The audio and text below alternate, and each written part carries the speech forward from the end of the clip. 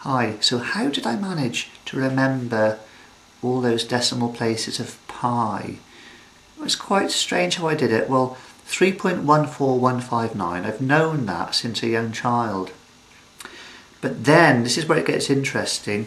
Basically what I do, I remember triplets of numbers.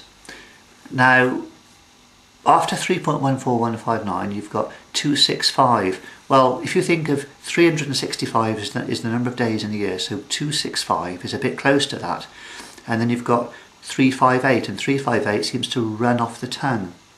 And then you've got 979, that's a little bit sort of harsh sounding, 979. And you've also got then 323, that's a bit harsh sounding as well. Then you've got 846, like going down a slidey scale, and then 264 back at the other side. And then I remember that someone said, oh, don't forget, Tim, there's two threes near the beginning, right? So then you've got 338. Now, in 1927, on Christmas Day in southern England, there was snow in the afternoon, quite a lot of it. So then you've got 1927, but forget the 1 and the 9. Replace that with a 3, so you've got then 327 and then 950.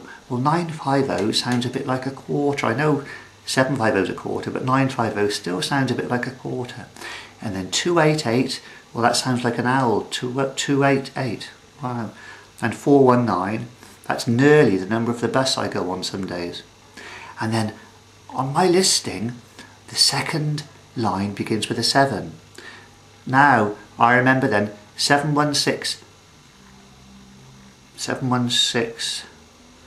9399. I just remember that string altogether. But 716 mine sounds a little bit like my home phone number. 716 9399. And that's as far as I have learned so far. But you know, it's really quite relaxing learning all about pi. And I looked on the internet and I really didn't realise that there's so many people talking about it. There's so many facts and figures, and it's absolutely amazing.